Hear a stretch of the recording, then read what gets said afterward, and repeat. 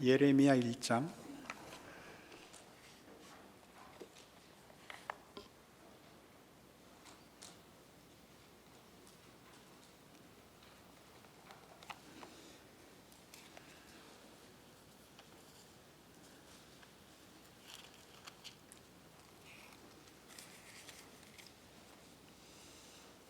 11절 말씀부터 끝절까지 보겠습니다.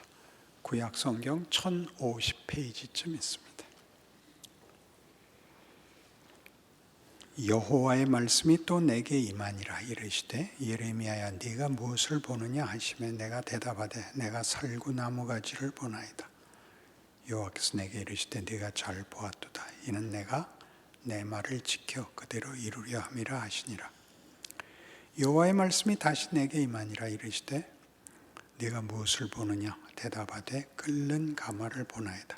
그 윗면이 북에서부터 기울어졌나이다 하니 여호와께서 내게 이르시되 재앙이 북방에서 일어나 이 땅의 모든 주민들에게 부어지리라.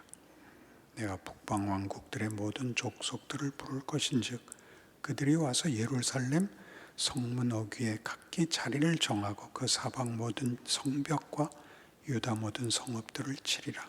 여호와의 말이니라. 무리가 나를 버리고 다른 신들에게 분향하며 자기 손으로 만든 것들에 절하였은즉 내가 나의 심판을 그들에게 선고하여 그들의 모든 죄악을 징계하리라. 그러므로 너는 네 허리를 동이고 일어나 내가 네게 명령한 바를 다 그들에게 말하라. 그들 때문에 두려워하지 말라. 네가 그들 앞에서 두려움을 당하지 않게 하리라.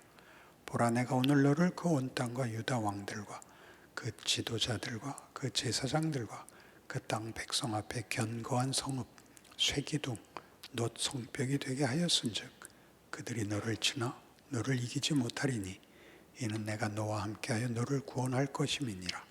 여호와의 말이니라. 예레미야는 기원전 627년경에 부름을 받아서 580년에 애굽에서 죽을 때까지 40년 이상을 그 선지자 노릇을 합니다. 그가 부름을 받았을 때는 요시야 왕 때인데 요시야는 여러분 잘 아시는 히스기야 왕 다음이 므낫세, 그 다음이 아몬, 그 다음이 요시야입니다. 므낫세라는 히스기야의 아들은 50년이나 통치를 하는데 그가 악왕이었습니다. 우상을 섬기고 제대로 왕 노릇을 못해서 하나님께서 매우 진노하셨죠. 그 다음에 아몬이 또 악왕이었고 그 다음에 요시야가 왕이 돼서는 종교개혁을 실시합니다. 그것이 기원전 622년입니다. 639년에 왕이 되어서 622년에 종교개혁을 이루고 609년에 죽습니다. 그러니까 그 종교개혁은 굉장히 철저한 것으로 모든 우상을 타파하고 그들의 이스라엘 신앙의 귀한 것들을 다시 회복하고 유월절도 다시 지키고 그리고 609년에 애굽 바로 느고가 아수르를 치러 올라가는 것을 마주 나가서 그와 싸우다가 무깃도에서 죽습니다. 무깃도라는 이름은 최후의 전쟁을 상징하는 지명이 되어서 요한계시록에서는 아마겟돈이라는 이름으로 이제 인용됩니다. 그러니까 요시야 왕의 죽음은 이 남유다 왕국에는 굉장히 큰 타격이 되고 그 아들인 여호아하스가 다스리게 되는데 그는 애굽 왕 바로 느고에 의해서 3개월 만에 붙잡혀가서 애굽에서 죽습니다.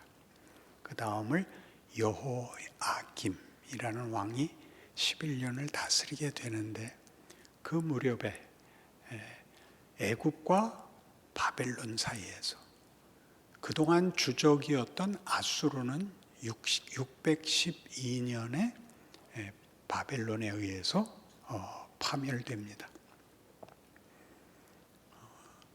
605년에는 이 애굽이 갈그미스 전투에서 바벨론에게 패합니다.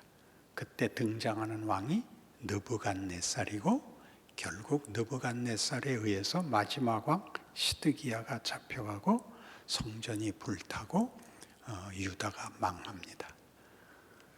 627년부터 선지자로 부름을 받아서 예레미야가 하는 예언은 너희 나라가 망한다. 하나님이 너희의 배교로 인하여 너희를 바벨론의 포로로 넘겨주기로 했다. 그러니 너희는 하나님의 징계를 순히 받고 항복해라. 항복해라. 그러나 이스라엘 백성들은 그 말을 이해하지 못합니다. 그들은 여호와를 섬기는 특별한 나라인 또한 하나님이 임재하시는 성전을 가진 우리나라가 우상을 섬기는 다른 나라에게 패할 리 없다. 멸망당할 리 없다. 라는 이 반발과 예레미야의 예언과 충돌이 당연히 일어나고 40년 동안을 그는 모진 백성들의 원망 또 왕들에 의한 투옥 그런 기나긴 고통의 시간을 보내게 됩니다.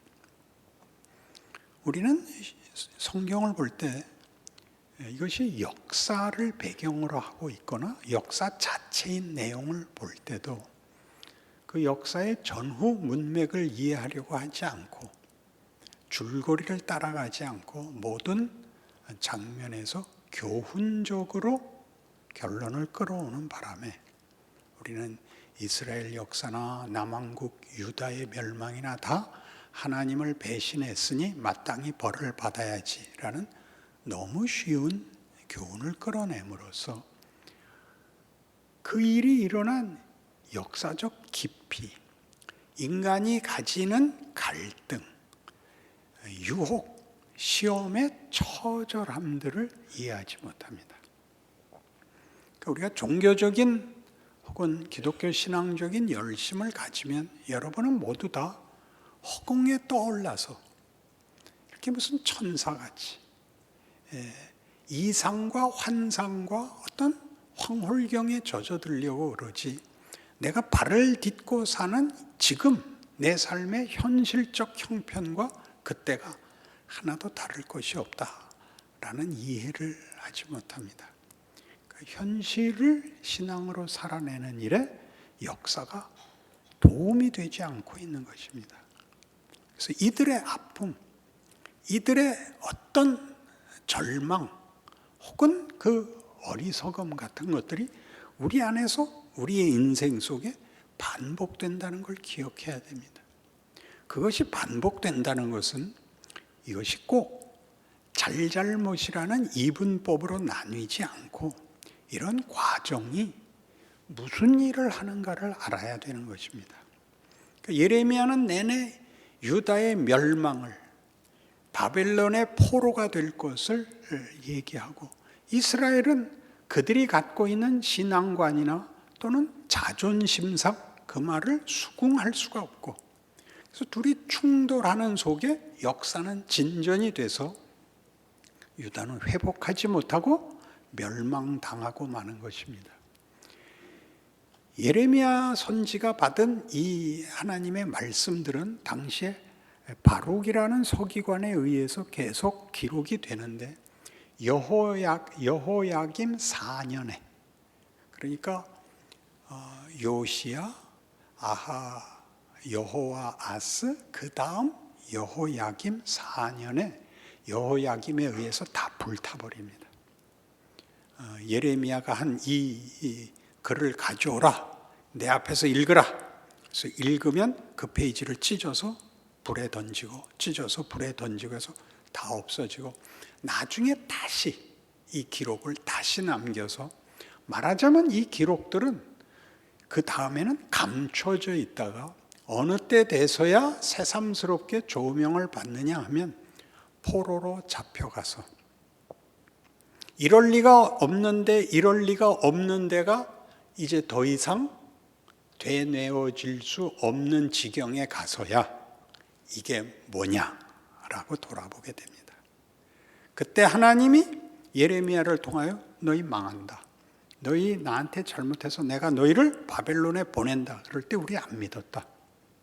그때 안 믿었을 때는 그들이 자신들의 마음 저 진심 깊은 곳에 여호와에 대한 신뢰가 있었다 이거죠.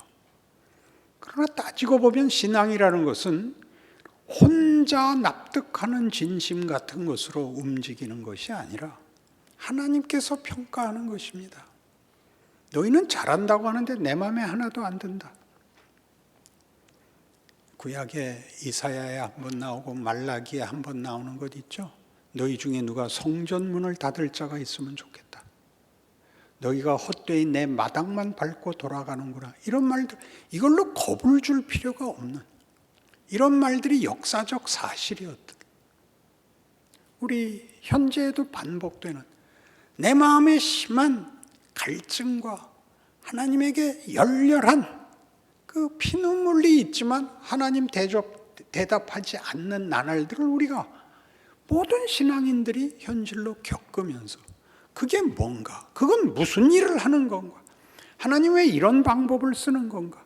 이런 생각을 우리가 역사 속에 있는 이런 사건 속에서 역사란 되돌릴 수 없는 명백한 증거로 남아있는데 성경의 교훈을 받아들이지 못한다는 사실입니다. 그러니 그들이 가졌던 그 어떤 기대, 이럴 리가 없다. 경악, 냉소로 가죠. 어떻게 된 거냐? 하나님이 어떻게 일을 이렇게 하느냐? 이게 일어나는 겁니다. 암만 그래도 어떻게 네가 하나님을 비난할 수 있어? 네가 잘못했으면 잘못했지 어찌 하나님이 그랬겠어? 난 내 형편에서는 내가 하나님한테 좋은 말 할 수가 없어. 이런 과정이 있더라고요. 그 과정을 지나서 이제 그 감정도 다 식고 그런 어떤 불만과 분노까지도 시간 속에 다 삼켜진 다음에야 그럼 이런 일은 왜 일어난 거냐? 이건 뭐냐? 하는 데까지 오는 거죠. 하나님께서 일하신 것은 하나님이 은혜를 베푸시고 용서하는 것은 과거를 없었던 것으로 하자 그런 적은 없습니다. 네가 맺을 수 없는 결과를 내가 너한테 주겠다라는 약속은 하시지만 그 약속이 그냥 가만히 있으면 일어나는 것이 아니라 우리에게 결정을 요구하시죠. 순종할 거냐? 불순종할 거냐? 순종하면 복을 받고 불순종하면 벌을 받고 이렇게 간단한 문제가 아니라 하나님의 약속들은 그 선택을 요구하는 때에는 믿을 수 없습니다. 다. 그럴 리 없습니다. 그러면 하나님이 그럴 리 있게 조건을 만들어 줘서 우리를 결론으로 모는 게 아니라 그럴 수 없는 상황에서 선택을 요구합니다. 그 선택에서 100이면 100 다 실패하죠. 그 실패가 일을 한다는 거죠. 하나님의 약속이 먼저 있고 운명적 결정이 먼저 있지만 선택은 그 결정을 받아들일 수 없는 때 와서 날 뭐 하는 거죠? 날 기르죠.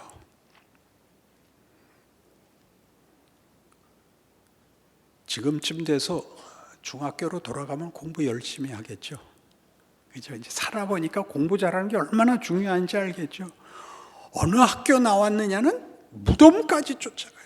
비석에도 어느 고등학교 출신이 쫓아온다고요. 잘하겠죠. 잘하면 하나도 배우는 게 없답니다. 그건 지나온 거랍니다. 잘할 수 있는 건 더 이상 공부가 아니죠. 모르는 것, 새로운 것, 막막한 것이 나를 도전해야죠. 그래야 지금에서 더 갈 거 아니에요. 나 아는 데만 돌겠습니다. 그렇게는 안 된다죠. 하나님이 늘 앞장서서 우리를 끌고 간다. 그게 성경이 하는 얘기입니다. 우리는 예수가 누구인지 몰랐습니다. 그러나 예수는 오셨고 모르는 우리들 세상 한복판에서 비난받으셨고 외면당하셨고 우리의 분노의 대상이 되어 저주받아 죽었습니다. 십자가는 아무나 처형하는 데가 아닙니다. 그렇게 하고 그 다음에 구원을 받습니다. 예수를 믿습니다. 십자가를 믿습니다라고 고백을 하지만 살면 그게 또 다시 의심이 됩니다.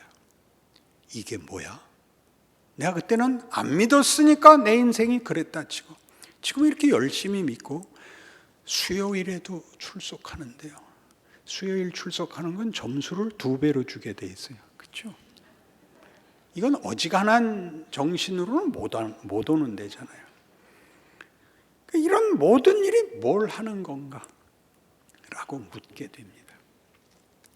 바벨론의 포로로 잡혀간 그들은 도대체 거기서 이 하소연, 이 후회, 이 한숨만 있었을까요? 아니요. 그들은 드디어 깨닫게 됩니다. 분노하시는 하나님을 감사하게 됩니다.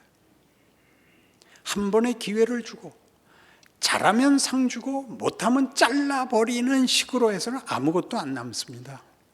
하나님은 계속 도전하십니다. 어떻게 할래? 어떻게 할래? 어떻게 할래? 어떻게 할래를 어디까지 가는 겁니까? 그 모든 걸 후회하고 내 다시는 그러지 않겠어요를 만들어내시죠.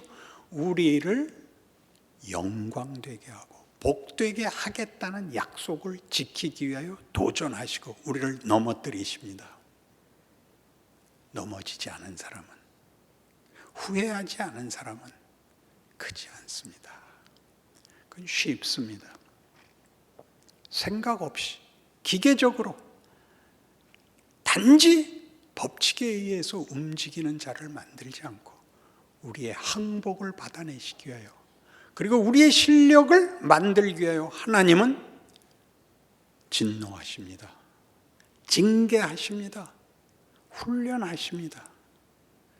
그리하여 우리를 하나님이 만족하시는 자리로 몰아내십니다. 예수 믿는 인생이 더 어렵죠. 안 믿는 게 쉽죠. 안 믿으면 그냥 하루씩 때우면 되는데 우리는 도망갈 데가 없습니다. 고스란히 몰리죠.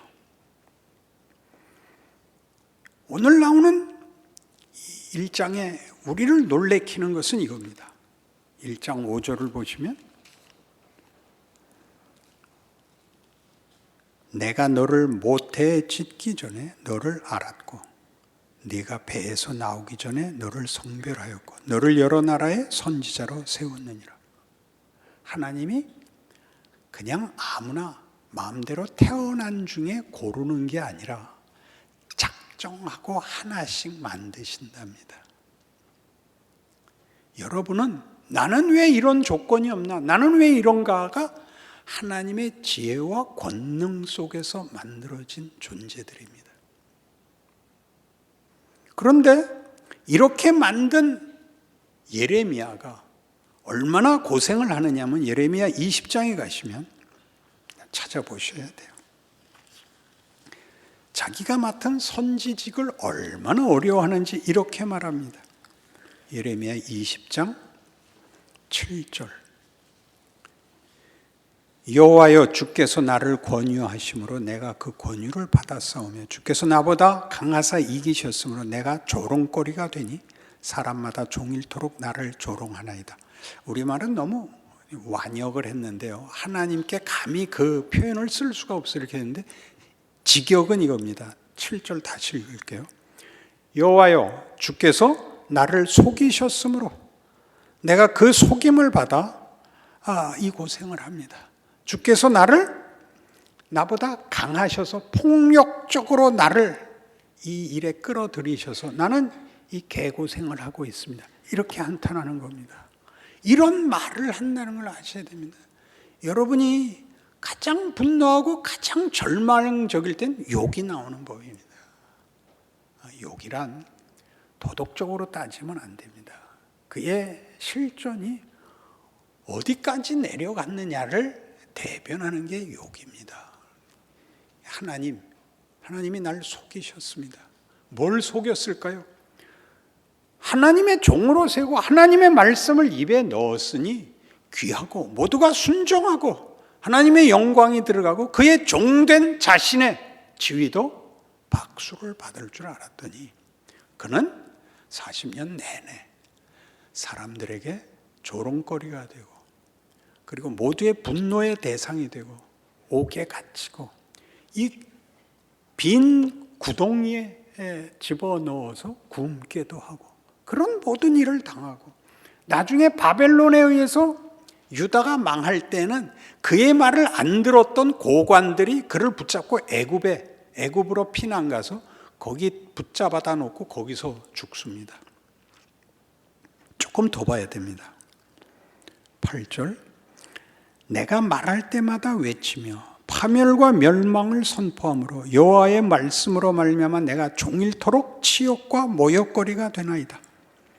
내가 다시는 여호와를 선포하지 아니하며 그의 이름으로 말하지 하리라 하면 나의 마음이 불붙는 것 같아서 골수에 사무치니 답답하여 견딜 수 없나이다. 얼마나 그 갈등이 심한지 아시겠죠? 이 고생을 더 이상 할 수 없다. 난 못하겠다. 그럼 속에 불이 붙는다는 거죠. 아는데 하나님이 역사의 주관자이시고 무슨 운명을 우리에게 경고하고 있는지 아는데 어떻게 참아요? 그러나 그가 안 할 수가 없다는 거죠. 밑으로 좀 내려서 14절 보세요. 그러나 그 사역이 얼마나 고되냐면 내 생일이 저주를 받았다면 나의 어머니가 나를 낳던 날이 복이 없었다면 나의 아버지에게 소식을 전하여 이르기를 당신이 등남하였다 하며 아버지를 즐겁게 하던 자가 저주를 받았다면 그 사람은 여호와께서 무너뜨리시고 후회하지 아니하신 성읍같이 되었다면 그가 아침에는 부르짖는 소리 낮에는 떠드는 소리를 듣게 하였다면 좋을 뻔하였나니 이는 그가 나를 태에서 죽이지 아니하셨으며 나의 어머니를 내 무덤이 되지 않게 하셨으며 그의 배가 부른 채로 항상 있지 않게 하신 까닭이로다. 어째 내가 태에서 나와서 고생과 슬픔을 보며 나의 날을 부끄러움으로 보내는 거 아니라. 굉장하죠? 이게 지금 우리 시대의 모든 성도들의 자리입니다. 이건 예레미야이기 때문에 선지자이기 때문에 당하는 것이 아니라 오늘 신약 시대에는 예수를 믿는 모든 신자들에게 주어진 모두가 피할 수 없는 신분인 것입니다. 너희는 왕 같은 제사장이며 너희는 세상의 빛이며 소금이다. 너희가 이 세상의 어두운 세상 속에 한 복판을 걸어가야 된다. 그들은 너희를 놀릴 것이며 너희를 박해할 것이다. 쉽게 결사가고 이런 추상명사로 얼버무리려고 그러지 마세요. 여러분 딱 현실이잖아요. 예수 믿은 게 도대체 무슨 도움이 돼요? 안 믿을 수는 없잖아요. 캥기잖아요. 환장하겠지요. 은혜 받으라는 설교 아니에요. 쉽게 넘어가지는 게 아니에요. 현실이기 때문에 그래요. 하나님이 일하고 계시는 거예요. 각자 알아서 하세요. 오늘은 끝나고 인사하지 말고 헤어지자 이거예요. 엄위하신 하나님이 세상을 창조하시고 그 아들을 십자가에 못 박는 하나님이 일하신 역사예요. 우리를 태에서부터 만들고 조성하고 목적하여 지금 여러분들이 아무도 감사하지 않는 딱 그 현실, 그 지위, 그 조건 속에 있는 거예요. 어떻게 하실래요? 나 안 하겠다. 좋습니다. 여기도 그렇게 나와요. 예레미야가. 나 못한다. 이렇게는 못한다. 근데 어떡하겠어요? 하나님을 아는데. 여러분 나가서 거리에 가서 큰 소리 칠 필요 없어요. 여러분의 인생을 여러분이 이해하고 납득하셔야 돼요. 밤낮 이거 해결해 주세요, 저거 해결해 주세요는 끝이 안 나요. 그러니까 평생 한 번도 선지자 노릇 못하는 거죠. 선지자니까 특별한 신분 같지 않습니까? 신자 노릇을 못하죠.